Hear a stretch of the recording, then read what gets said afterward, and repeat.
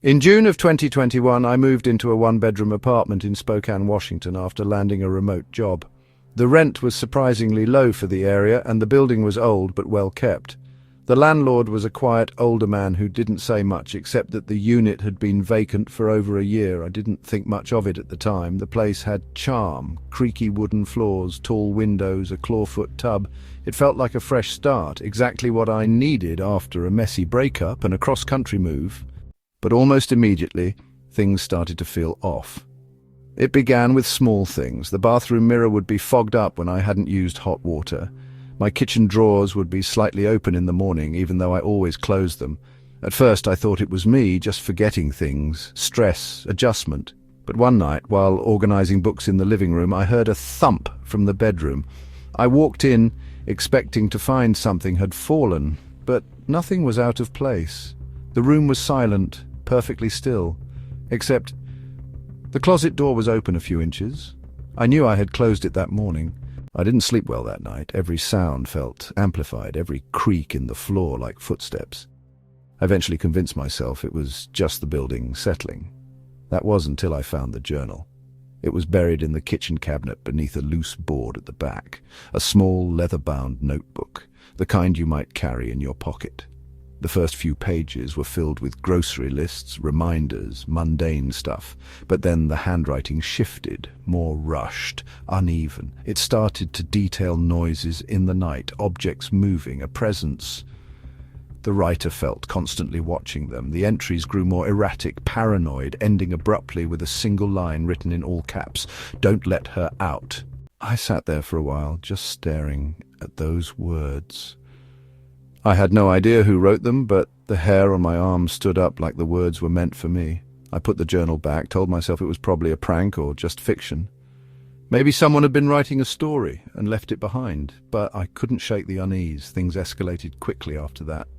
One morning I found long, dark strands of hair in my bathtub. My hair is short, always has been. I live alone. I cleaned it out, trying to ignore how deeply it unsettled me. The next night I was brushing my teeth when I caught movement in the mirror, just a flicker, like someone stepping out of view behind me. I turned, heart pounding, no one there. But the closet door in the hallway was open again, always just slightly ajar. I started locking it. Every night I'd slide the bolt across and double-check it before bed, but somehow I'd wake up and it would be unlocked, open just enough to see the dark space inside. I even filmed myself locking it once, just to prove I wasn't imagining it.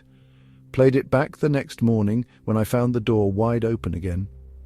The video ended abruptly, corrupted halfway through, right as I approached the door. I contacted the landlord to ask about the previous tenant. He got quiet, avoided the question, then finally said the last person had left in a hurry and never came back for their things.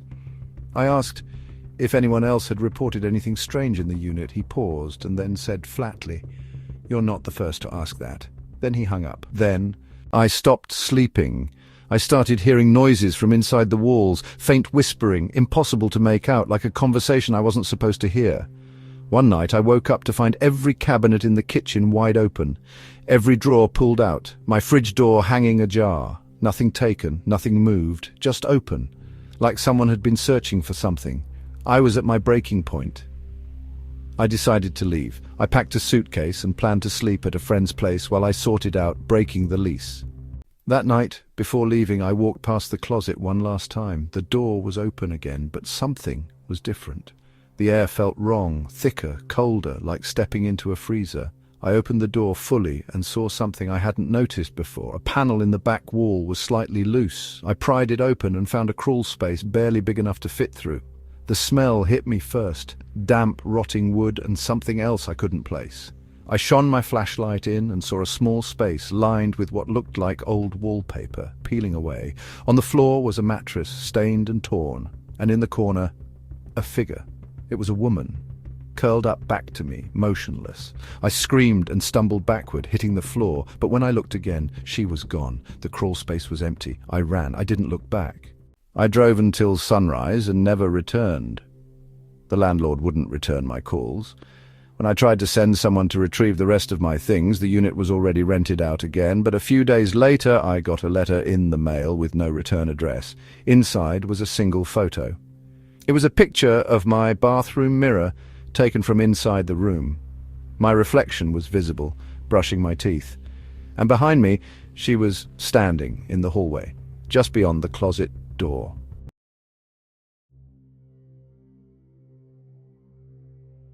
In March of 2019, I moved to Portland, Oregon to take a new job at a small publishing house. The company had rented out a historic building downtown, the kind of place with high ceilings, exposed brick, and too many stairs. The office occupied the second and third floors, while the ground level had a locked storage area we weren't allowed to access. The building had been through multiple renovations over the years, but no one had done much to preserve it. Wires dangled through ceiling tiles, water stains crept down some walls, and the floors creaked in a way that felt almost deliberate. A month into the job, I started staying late to catch up on deadlines. Everyone else usually cleared out by 6, and by 8 I'd be alone with just the hum of fluorescent lights and the occasional rattle of the old pipes. One night around 9:30 I went down to the second floor kitchen to make coffee. That's when I noticed a hallway I'd never seen before. It was past the copy room, tucked behind a metal bookshelf that had recently been moved to fix a leak. The hallway wasn't long, maybe 20 feet, with a door at the end. The strange part was the carpet changed as soon as I stepped into it. From the modern grey of the office to a deep burgundy, thick like something you'd find in an old hotel. And it smelled different, like aged wood and something slightly sweet, almost like mouldy fruit. The door at the end was plain, unmarked, but clearly old. The knob was brass, cold to the touch. I opened it slowly. Inside was a perfectly square room, empty except for a single wooden chair in the center and a narrow mirror on the far wall. The mirror was full length, antique-looking, with a blackened frame and slightly warped glass. The room had no windows, no vents, and the light seemed to come from nowhere in particular. I stood in the doorway for a while, not stepping inside, trying to figure out what the room was even for. Then I saw something that made me freeze. In the mirror, I wasn't alone. There was a figure standing behind me, not clear, more like a faint shape, tall and unmoving, with its head tilted slightly. I spun around, but the room was empty. I looked back at the mirror. The figure was gone. I shut the door and backed out into the hallway. Something about the silence felt unnatural. I walked quickly back to the main floor, heart racing, and decided to leave for the night. I didn't mention the room to anyone the next day. I figured maybe it was part of the original layout, sealed off and forgotten. Maybe someone used it as storage. I wasn't ready to talk about what I thought I saw. A week later, the hallway was gone. I went back to find it, moved the shelf, checked the copy room, even looked at the blueprints in our break room binder. Nothing. According to the plans, that side of the building was a solid wall. No hallway, no room. No record of it ever being there, but I remembered it clearly, the smell, the carpet, that mirror. Then the dreams started. Every night I'd find myself standing in that room, alone at first, then gradually the figure would appear. Not directly behind me like before, but in the mirror's reflection, always in the same position, facing away, head tilted, arms slightly too long. It never moved, but every night it stood closer and closer. Until one night I woke up gasping, feeling like someone had whispered in my ear. My apartment was empty, the doors locked, but on the floor near my bed there was a single red carpet fiber, the same deep burgundy as the hallway. I took a few days off work, tried to convince myself it was stress, maybe some weird architectural quirk paired with sleep deprivation. But when I returned, I found a note on my desk. No name, no handwriting I recognized, just one line written in red ink. You saw it too, didn't you? I asked around. No one admitted to writing it, but our receptionist went pale when I brought it up. Later that day, she pulled me aside. She said years ago, when the company had first moved into the building, another employee had found a door that shouldn't have existed. She went inside a small room with a chair and a mirror.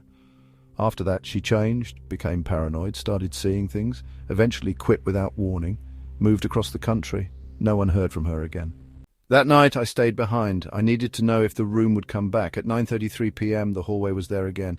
Just like before, the same smell, the same carpet. The door was open this time. I stepped inside slowly. The chair had been moved. Now it faced the mirror, and this time I could see my own reflection and the figure standing behind me clearer than ever. It wasn't just a shape anymore. It had eyes, wide, hollow, and fixed directly on mine. I turned. No one was there.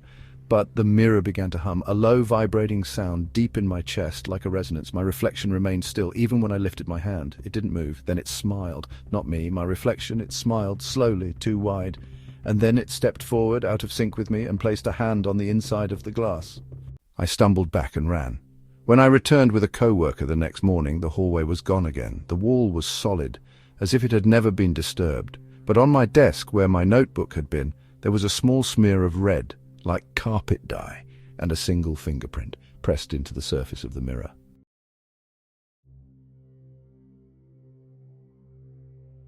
In August of 2022, I was working night shifts at a 24-hour gas station off Interstate 84 in rural Idaho. The area was remote, with nothing but farmland and pine forests for miles in every direction. We barely got traffic after midnight, just truckers, the occasional drifter, or locals filling up on their way to somewhere else. The station itself was old. Half the lights flickered, the radio never worked right, and the surveillance system had been broken since I started. It was quiet work, mostly restocking shelves and wiping down counters. I didn't mind the silence, not until he started showing up. It was around 2:30 a.m. the first time I noticed him. I was behind the register, scrolling through my phone, when I caught a shape moving past the front window. A tall man, wearing a hooded coat, walking slowly toward pump 6. The security lights above the pumps buzzed to life and cast a pale glow across the lot, but his face was turned away, angled toward the woods behind the station. I waited for him to come in, but he never did. No footsteps, no engine starting, just stillness. After a few minutes I looked again. He was gone. I checked the camera monitor out of habit, even though the feed was always blank. Nothing. I figured he must have wandered off, maybe just needed a break from driving. I locked the front door anyway. The next night he returned, same time. Same pump, just stood there motionless, facing the trees. I called out through the intercom, asked if he needed help. No response. I stepped outside, cold air brushing against my skin, and shouted again. He didn't even flinch. I walked toward the pumps, but as I crossed the lot, the station lights behind me flickered, and when I turned around, he was gone. Not a sound. No footsteps, no car driving away, just empty pavement. I told my manager the next day, asked if she'd seen anything weird on the old footage. She laughed it off, said strange people come and go out here, especially that late. But when I asked if pump 6 had any history, her face changed. She looked down, stirred her coffee, then said a few years ago a guy had been found there in his car, slumped over the wheel. No ID, no plates, nothing. Car was wiped clean. The man was never identified. After that, I couldn't stop watching that pump. I started tracking the time. Every night, 2:33 a.m. he showed up. Always silent, always still, sometimes closer, sometimes further from the pump, but never doing anything, just waiting. One night I decided to test something. I printed a photo of the pump from a few weeks ago, back when it was empty, and taped it next to the register. When he arrived again, I looked out the window and then at the photo. He wasn't in it. Even though I could see him outside, clear as day, in real time, he wasn't there in the photo. The next morning I checked my phone. I had taken a short video through the glass just to confirm I wasn't losing it, but in the video the lot was completely empty. Pump 6 sat untouched, not a single sign anyone had ever been there. I was about ready to quit, but something kept pulling me back, like I needed to understand what he wanted, why he was there, who he was. 2 nights later I finally went outside again. This time I walked right up to pump 6. He was standing just behind it, taller than I remembered, coat stiff like it hadn't moved in years. I circled around slowly, trying to get a look at his face, but his head stayed bowed. I said hello, asked if he needed gas, a phone, help, anything. He raised his hand slowly and pointed, not at me, at the woods. I turned to look, and for a second I saw something move. Not a person, something lower, crawling. Then I blinked and it was gone. When I turned back to him, he had vanished again. I went inside, locked everything, and waited for sunrise. That morning the pumps all read 0 gallons. All but pump 6. It had registered 6.66 gallons at 2:33 a.m, paid in full. I unplugged the terminal. I didn't care what it meant. But the next night at 2:33 the lights came on again. Pump 6 lit up even though the power was cut. He was standing there again, and this time he looked right at me. Not through the window, from behind the register. I spun around, heart in my throat, but no one was there. The door was still locked, no sound, but when I looked back toward the window, he was gone again. The lights outside shut off on their own. I quit the next day. My manager didn't ask why. A few weeks later I got a package, no return address. Inside was an old yellowed Polaroid. It was pump 6, and standing beside it was me, smiling. But I don't remember that photo being taken. And the timestamp read 2:33 a.m., 2 days from now.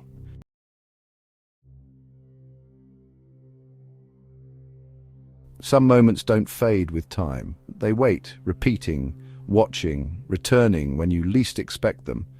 If these stories gave you chills, don't forget to like, share, subscribe, and hit the bell icon, because the next one might already be unfolding near you.